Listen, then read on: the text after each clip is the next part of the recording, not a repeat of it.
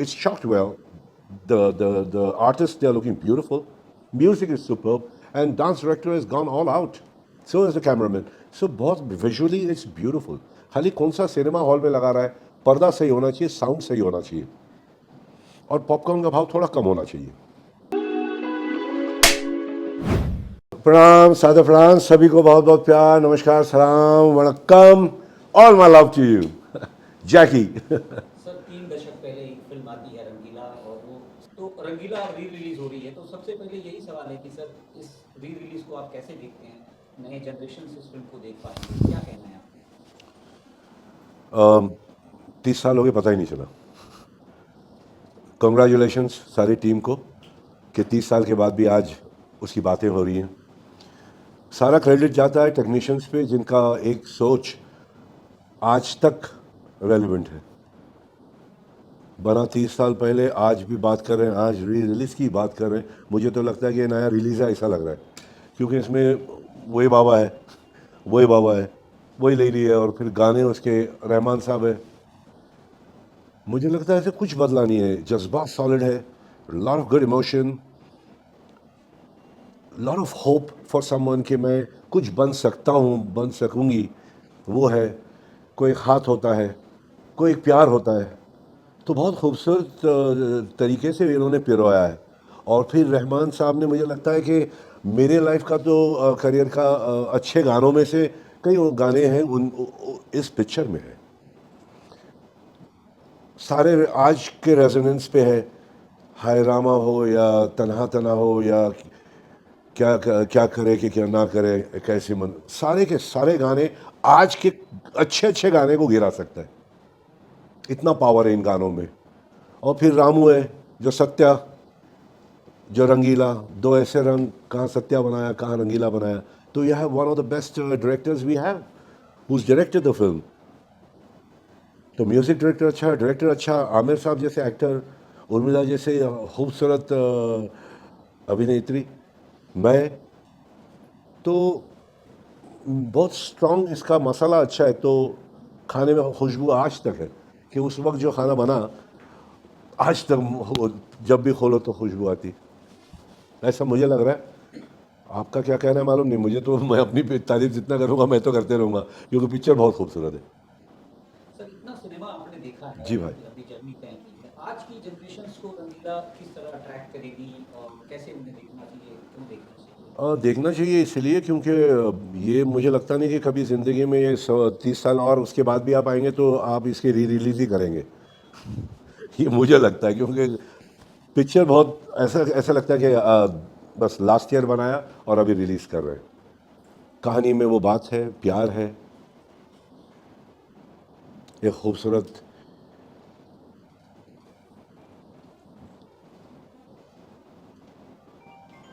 हीरा है, एक छोटा सा इस ये, कि प्यार किस तरह से, कि दिल टूटना किस तरह से संभालना,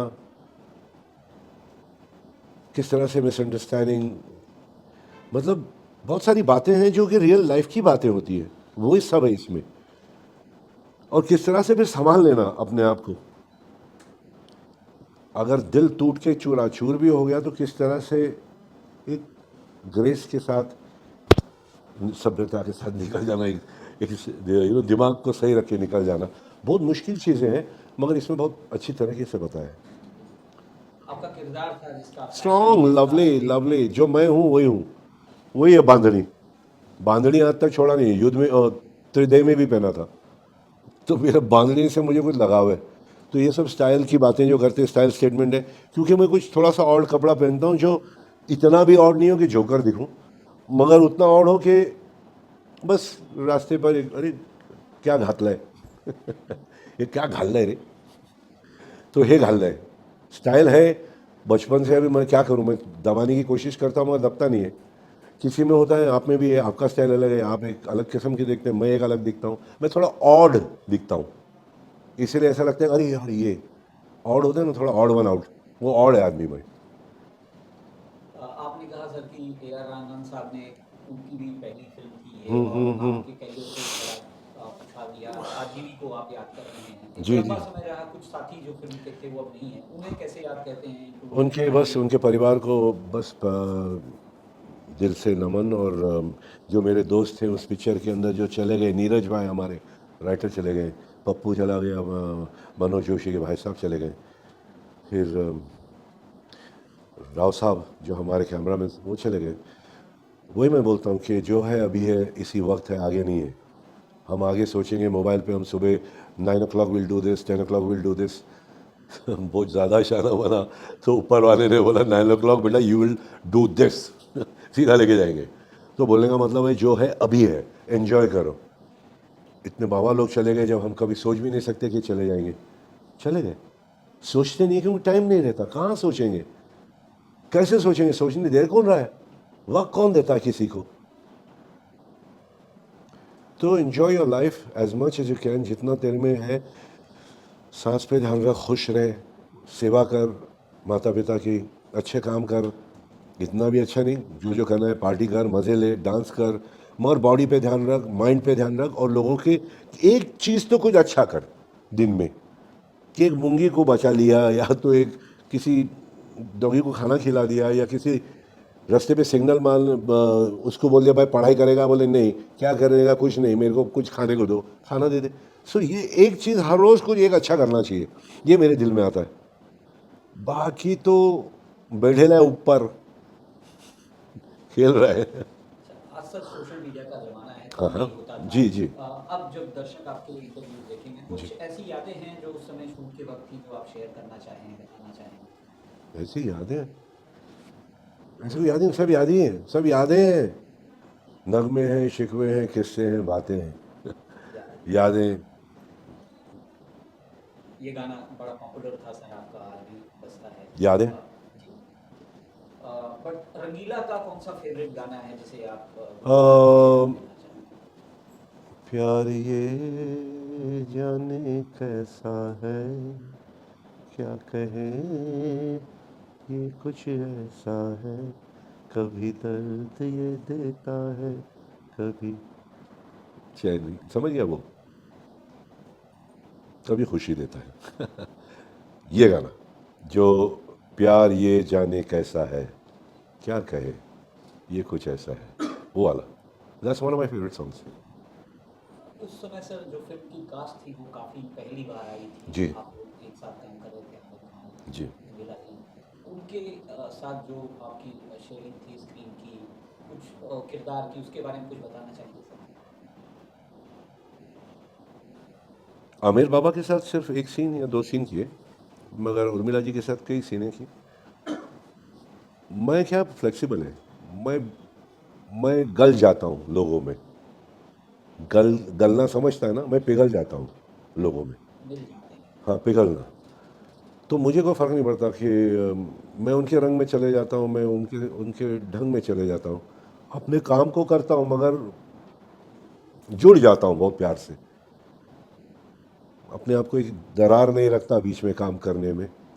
तो कहीं भी किसी के साथ भी काम करूँ, कोई भी हो, अपने आप को गला दो। एक सुपरस्टार जो आपने इस फिल्म में निभाया, जो अंत में सबसे बड़ा सबक देके जाता है कि अपनी खुशियाँ दूसरों को खुशियों में खोजो, वो एक जो नैरेटिव था सर, उसे कैसे देखते हैं आप, और उस किरदार को लगता है कि आज की जनरेशन को देखना चाहिए इस फिल्म के माध्यम से? सबको देखना चाहिए, आज की जनरेशन तो देखें, गाने अच्छे हैं, विजुअल्स अच्छा है, कहानी अच्छी है, स्टोरी अच्छी है, लोग अच्छे दिख रहे हैं। So I think they will love the film, but just put it in the right theatre. Can I कॉफ?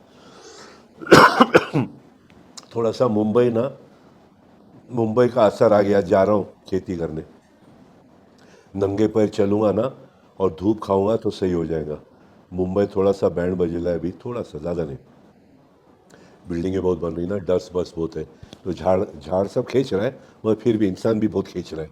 मैं ज़रा सेंसिटिव है तो खींच लिया, सॉरी अबाउट द कॉफ, माफ़ी चाहता हूँ। मैं क्या बोल रहा था बेटू? जी, जो किरदार था सर हाँ स्टार हाँ का, हाँ हाँ। उसकी जो फिलॉसफी थी उसके बारे में बताइए। वो तो फिलॉसफी उसकी कुछ नहीं, वो एक्टर है, और यानी यही नहीं सोचता किसी को हेल्प करके, उर्मिला जी को जब देखता है तो लगता है कि इसी को स्टार बनाना चाहिए। मतलब आंखें उसकी खुली है, टैलेंट के लिए, एक इंसान है वैसा, मतलब नॉट फॉर टैलेंट, वो he has a helping hand कि एक हाथ दे सकता है वो इंसान, वैसा इंसान है। और जो गम बर्दाश्त कर सकता है, गम को बर्दाश्त करना और किसी को मदद करना, ये दो चीज़ें लिखी थी। अभी की हम आपको तमाम नए प्रोजेक्ट्स में देखते रहते हैं जी। और पर मुझे लगता है कि अभी का जो ऑडियंस है सर, वो किस तरह से रंगीला के जैकी श्रॉफ को या किरदार को पर्दे पे देखेगा और क्या नई चीज़ें उसे मिल पाएंगी? कुछ नहीं, 30 साल कहाँ गया पता ही नहीं चला, अभी मैं वैसे ही दिखता हूँ, तो ज़्यादा फर्क नहीं, वही है, कुछ वही है। और फिर अहमद खान साहब जो हैं, अहमद खान साहब जो हमारे डायरेक्टर है, मेरे साथ एक्टिंग भी की उसने मुझे डायरेक्ट भी किया, उसने मुझे डांस भी इस पिक्चर में कराया, और आज सबसे अच्छा डायरेक्टर बैठा हुआ है। One of the best directors we have is Ahmed Khan. Ahmed Khan was the dance director. तो ये हमारे जो अहमद है, जो फिल्में बना रहे हैं आज, बागी जिसने बनाई आगे 2, मुझे डांस भी कराया उसने, मुझे डांस नहीं कराया थोड़ा बहुत मगर he is the guy who made it look beautiful. जो क्या करे, बाकी के गाने जितने भी हैं, जो आप बोलते हैं ना आज के क्यों देखने चाहिए, ये उसकी कोरियोग्राफी देखो आप, the kids are gonna love it because it's shot well. The artists, they are looking beautiful. Music is superb, and dance director has gone all out. So is the cameraman. So बहुत visually it's beautiful.